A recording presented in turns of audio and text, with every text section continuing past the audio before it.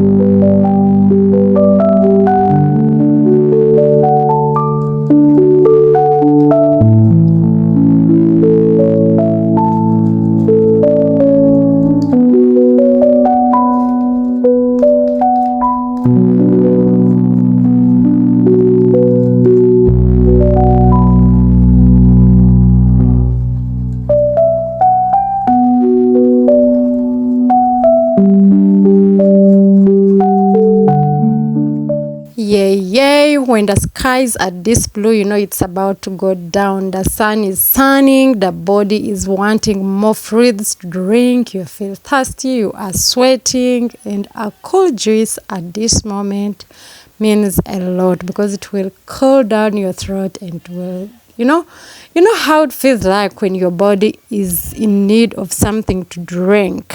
So on such a day, a cool juice, a passion fruit juice is everything. That's why I went ahead and I was like, this time around, let us make some passion fruit juice. Yay! And it was everything. It is everything on any sunny, hot day. So come along and enjoy the video.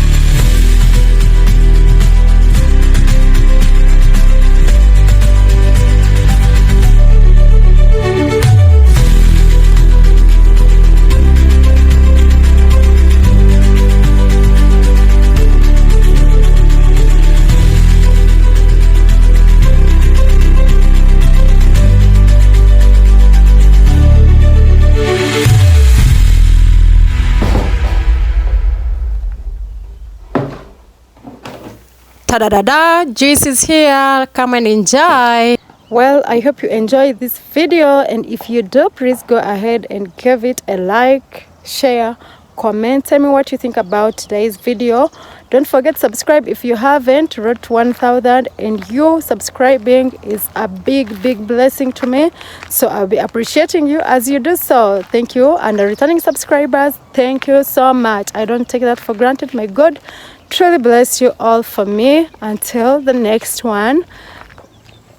And as we wrap up this video, we pray for everyone that is going through different issues of life, financial, marital, health issues, and everything that you are going through. We pray for you that the good Lord that watches from above will come and give you the answers that you truly and most want. We pray for you. We pray for everyone that is struggling here and there around the world, that the good Lord will keep you safe, will give you all the answers that you desire, and will keep you